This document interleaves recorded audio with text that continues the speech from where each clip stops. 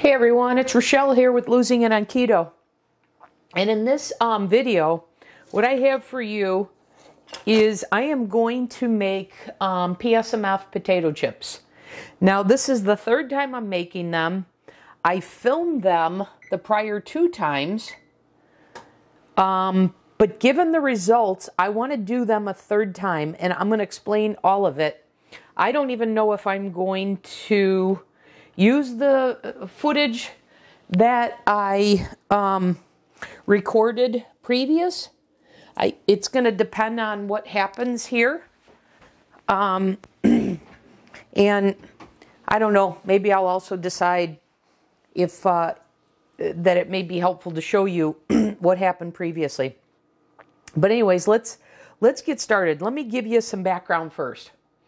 So what had popped up in my feed was making chips out of cottage cheese. So I saw, I think it's Keto Twins, and then I saw Steve with Serious Keto. But it was on. I've been thinking about recipes to use with the baked potato keto chow, and I've got some that I'm planning. But this came up and I'm like, oh wow, potato chips. So Keto Twins actually used instant mashed potatoes in there, and I'm certainly not going to do that. But it was like, I already have this product on hand. And Steve, being the one who developed the flavor, and then he had worked on these chips, I looked there, and then he said he tried to use this, but they spread too much, and they were too salty. So then I saw Cook with Mel had made some chips. In fact, it was in my to-do list. And so after watching all of this in my own goals, etc., my own likes, I kind of put it all together and came up with a recipe. So that's the background. And like I said, I've made these twice. I'll explain why I'm making them a third time. But before I do so, I will tell you, my nephew said this is his new favorite of what I make, and he likened these to baked Lay's chips. So let's get the recipe going, and I'll explain what I did with those prior 2 attempts and what I'm doing with this third one. So first of all, I realized if you're using the keto chow or a protein powder that has acacia fiber, that's going to thicken the batter. So I was using Cook with Mel as a guide, and but I had to modify the recipe so to fit the protein powder that I'm using, as opposed to a chicken flour based one. So anyways, I have 400 milliliters of water. Okay, I'm going to put that in the blender. Then to that, for the equivalent of, this is 41.9, so let's call it 42 grams of protein powder that has, so let's say 40 grams of protein powder and 2 grams of acacia fiber, because that's essentially what this product is. So for that, I have, let's see here, I have 7 grams of bamboo fiber, and I have 28 grams of gelatin. Okay? So I'm going to go ahead and add that into the blender. And honestly, I have the addition of the bamboo fiber from Cook with Mel, but I honestly don't even know if it's needed. I'm going to include it for now because I'm already altering this recipe a third time. So anyways, that was 28 grams of gelatin, 7 grams of bamboo fiber, 400 milliliters of water. And then I have 9 grams of egg white protein powder and a half teaspoon of salt. And then I'm going to add the protein powder. And I've got the oven preheating to 350 degrees. And then I'm just going to blend this. It won't take very long to blend.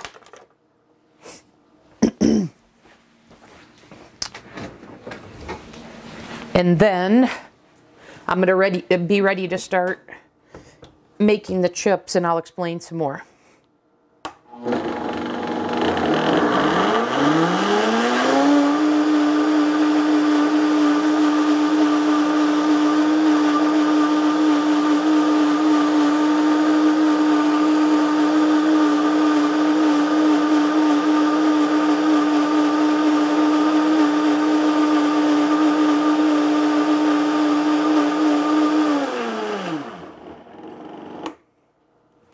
Okay, this should be good. And it is. Okay. And now we're going to start making the chips in a second. So I'm going to move the blender out of the way. I'm going to leave it here in case I need to reblend this, because as the gelatin blooms, so it depends on how fast I make this. All right, so what I'm going to do is I am going to spread these on a silicone matte lined baking sheet. Do not use parchment paper. That is one of the things that I learned, and one of the ways that I made these. And I'll further explain, but let me get to making these. Now, I am going to spread them out a little bit like Cook with Mel. And that is also one of the differences I made in these various ones that I've made before. Where my previous one, I just dropped them on and I would bake it like that. I did not spread it like this here. But what I found is I liked the texture better when I did spread it like this. What I didn't like when I did it this way before of spreading it is I did it on parchment paper. So that thinned it out so much it was very hard to get off the parchment paper. So I had the idea, a Cook with Mel had made her chips, even though they were different ingredients, she had made hers on a silicone mat. So that gave me the idea to try that, because there's more structure to the mat than the parchment paper. And so I wondered if that would make it easier to take off, and sure enough, it did. So I just found it was super easy to take these off with a butter knife. And I have all that filmed. Like I said, whether I'm going to incorporate that in this video, we'll see. In the prior videos, I also made them with, a half a teaspoon versus a teaspoon. And then, like I said, the silicone mold versus the mat, as well as parchment paper versus a silicone mat. So I'm perfecting the recipe, because when I made them the first time, I said this is absolutely worthwhile perfecting. All right, so I'm going to go ahead and put both of these in for 20 minutes. And then I'm going to continue to explain my prior attempts. So I do have some from my second attempt. So let me show you. So these here were the ones that came from the silicone mold, and I'll show you the mold that I'm referring to. So I poured the batter in this to avoid having to, as a quicker way to make these. And then just broke them up, and you see the pieces. Now, I made these like, 6 o'clock yesterday morning. So like 36 hours ago, and they still have their crunch. So I kept that, but they're just too thick. And the thickness changes the flavor. Now this one is what I made with the half teaspoon. But I didn't spread it out. This is if I just dropped it onto the silicone mat. That is very good. But, and you see that kept its crunch. But, and then this is the one I used when I did a teaspoon. But the issue is, to me that tastes a little more crackery than potato chip. So I was surprised that the flavor of it changed by not spreading the batter a little thinner. So hence, here I am making them the third time. So the first time, like I said, I spread it, but I spread it on a parchment-lined baking pan. And I forgot that I didn't set this. A parchment-lined baking sheet. But it was hard to get off. I did get a good number off. But when I got the idea to put it on the silicone mat directly versus the parchment paper, that was a game changer. These were so easy to get off. I just used a butter knife to get underneath. It came up, and you can tell that because look how beautifully it kept its shape. So now what I'm curious to know is if I spread it, and now it's going to be thinner than this, am I going to get the best of both prior versions, the best of both prior attempts? Am I going to get the taste and texture of like a potato chip with the ease of getting them off the mat? Because the other thing is, when I made this the first time, the batter was starting to gel a little bit, bloom a little more, because there's a lot of gelatin in this. 28 grams. So I was hoping for, the ability to cook these easily. And when I was struggling with that parchment paper, and this wound up, I want to say, it was 6 baking sheets worth. So I was rotating them, trying to get another baking sheet available, and it was frustrating for it not to release from the parchment paper that I had on the parchment on the baking sheet.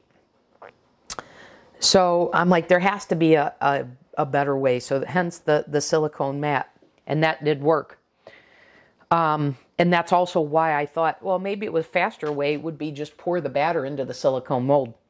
And yes, I could have poured a little bit less to thin that out.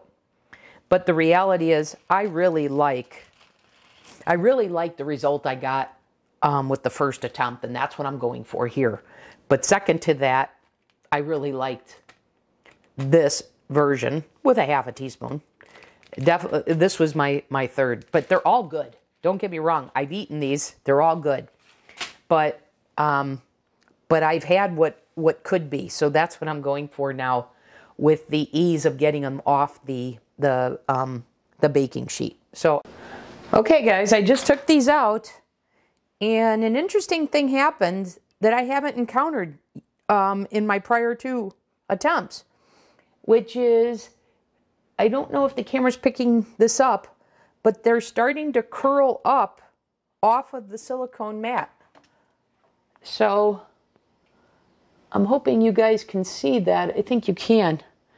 So look at this. They actually just self-released. That has never happened before. Wow. So I don't even know. I don't even think I'll need I had my butter knife ready to go. Well, maybe this one needs it. I'm not sure why that one is sticking, but But see how there's more structure so I can release it? That wasn't happening with the parchment paper. So I would not have been able to get that off. So it would have broke and I would have left half of it behind. Wow, you guys.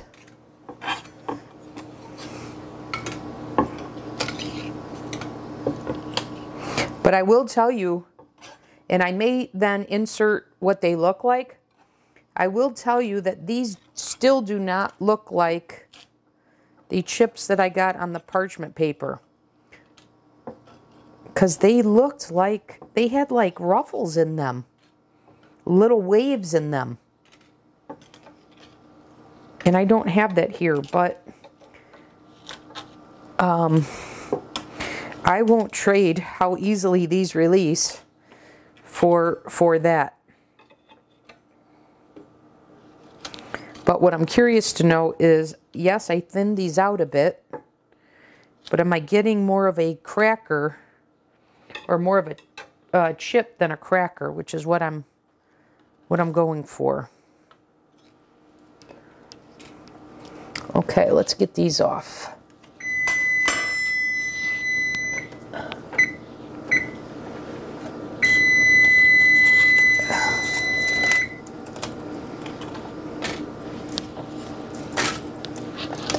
And then while I was waiting, 30 seconds before I took these out, I just mixed the batter again just to make sure that everything was still well blended, given that blooming effect of the gelatin.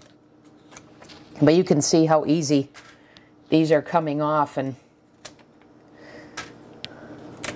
like I said, I can't insist any more forcefully. Do not even attempt to do these with parchment paper. You're just going to aggravate yourself.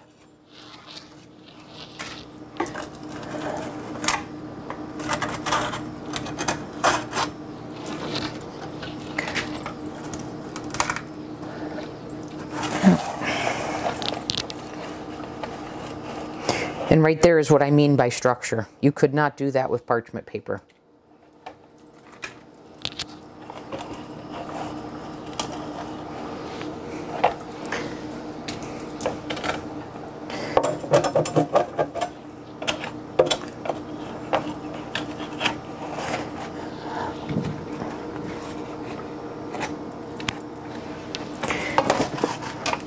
Okay, before we try them, let's go ahead and just get the next batch in.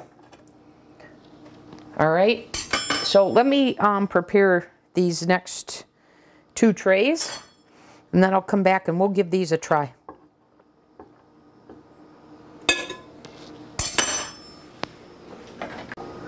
Okay, the next batch is in, and it doesn't take much time to prepare them either. So anyways, let's give these a try. Look at how light. Let's compare them to when I didn't spread them out. And let me see. Oh, I think I ate the one. I think I ate the one that was with the half a teaspoon. So let's see. Maybe I got one right here. I think this was one of them. Yeah, this was one of them. You can see, guys, I hope this is much thinner, even though they were both with a half a teaspoon. And then this was with a teaspoon. And even in spite of that, I'm hoping the camera shows that this is even a little thinner than this one. So let's see. Here we go.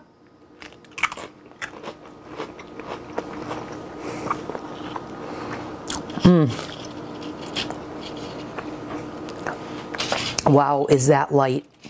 It melts in your mouth. Wow.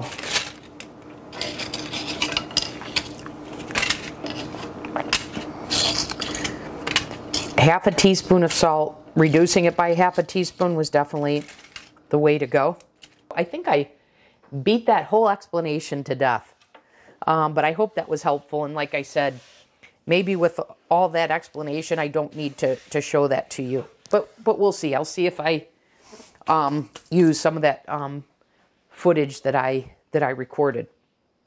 Now, the other thing I have in mind is with these chips, I'm thinking these will even work as a sweet chip. So I'm going to make these with a sweetened keto chow. And I don't see any reason why that wouldn't work. The sweetened is the same protein as the savory keto chow, which is the milk protein isolate.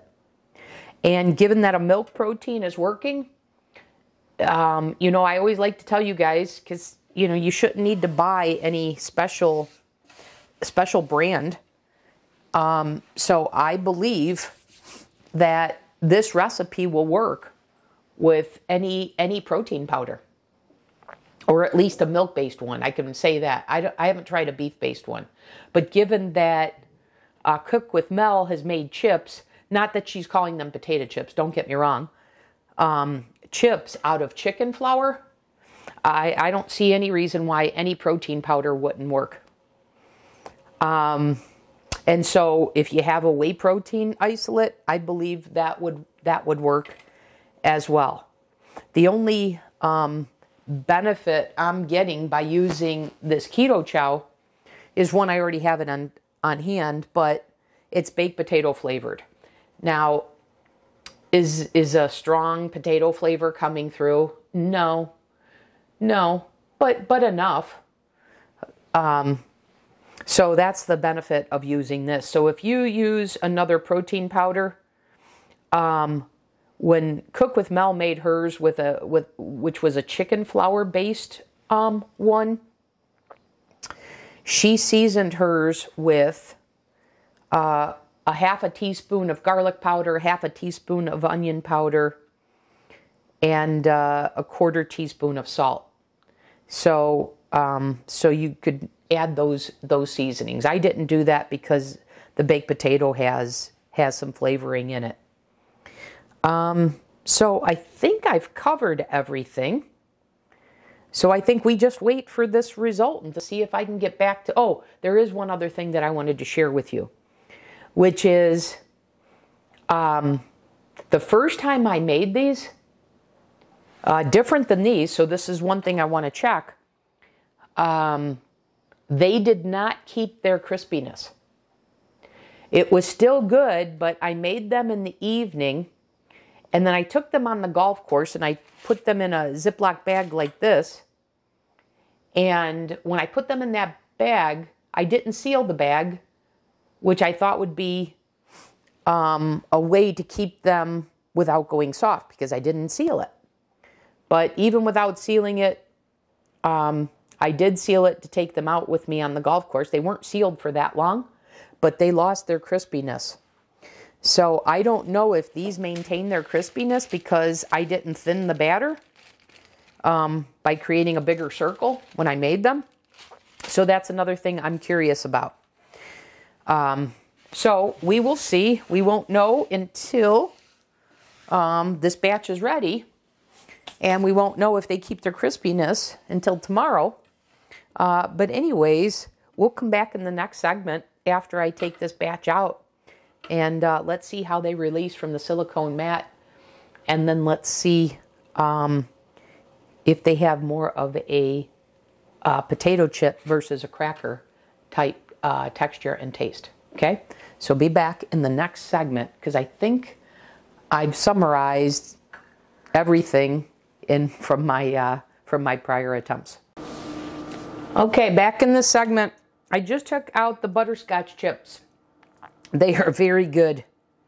They are very, very good. I really enjoy them. Again, they release pretty darn easily. I think I could have put these in, kept these in for another 2 minutes or so. But you see, they're releasing pretty easily. And when they're not, just like I said, you've got the structure of the silicone that you can bend. Like here, I can just do that to get it to release. See? So for this recipe, I cut it in half. So the ingredients that I mentioned before, I just took half of those. So it was 22 grams of their butterscotch keto chow, or another protein powder, rather than the 42. But these are quite delightful, so you can go either way. Now I have to give another observation, because you see how many this made. It didn't make 2 trays, and this was supposed to be half a recipe, because I cut the ingredients in half. I think when you cut the ingredients in half, you shouldn't use a Vitamix. I think you need to use either a hand mixer, so don't use a blender. Use a hand mixer, or use more of a personal size, a smaller blender. So like a single serve one, and I have that. I just didn't want to pull it out. So that's one thing I wanted to share. And then the last thing I wanted to share was, unfortunately, and maybe I was just a little impatient, I don't know, but the last of the batter that was going to give me the final 2 sheets on the potato chips became too gelatinous to spread. So I wound up dumping that. But then after I had put it on and it was in clumps, then I don't know if it was the heat from the silicone, wound up melting it. And next thing I know, after I had dumped it, I went to clean the silicone mat and I found it had spread into a nice circle. So perhaps I was a little too hasty to throw that out. But what I would say is, to avoid that problem, to make these in half recipes. I don't know why I didn't have that problem when I made these yesterday, but I did today. So I would say the foolproof way is to go with a smaller blender. Like I have a Ninja personal size, single serving size, that would easily fit a half of this recipe. Or just use a hand mixer. You don't need a blender. In fact, if you don't have the single serving size where you take off the blender cap, the blades, I'd say just use a hand mixer. That way it's easier to get all the batter out than contending with that blender blade. But anyways, I did wind up having to dump out 1/3 of the batter. So I've sealed these up. Hey guys, I came back in this segment because I just wanted to wrap up this video. So here are the 2 bags that I have of the potato chips. And then these are my sweet ones, the butterscotch ones. But guys, these have been in a bag overnight. It's now late afternoon. And guess what? It kept their crunch. And they're delicious. So that's the sweet one. And then the savory one, the potato chips.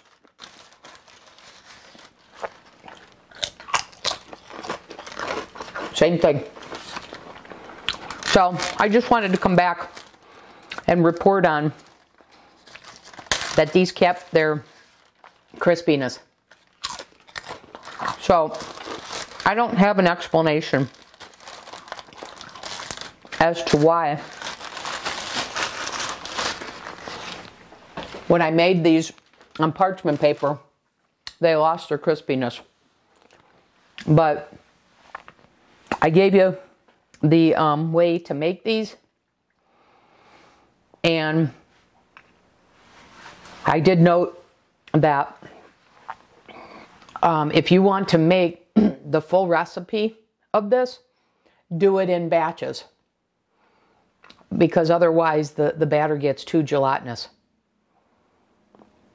So wait to blend the second half of the ingredients until you complete the first half. Because the time that it takes to make half the recipe is just enough. You have just enough time to make half the recipe before the batter turns too gelatinous to work with. Okay? So that'll do it for the video. Thanks for watching. These are definitely going in my rotation because they're excellent. And now that I can easily get them off the silicone mat, it makes it much easier. And when I figured out to break the recipe up into halves to avoid the gelatin from blooming too much, then that's also an important factor or piece of knowledge to getting a good result. Okay? Thanks for watching, guys. I'll see you in the next video.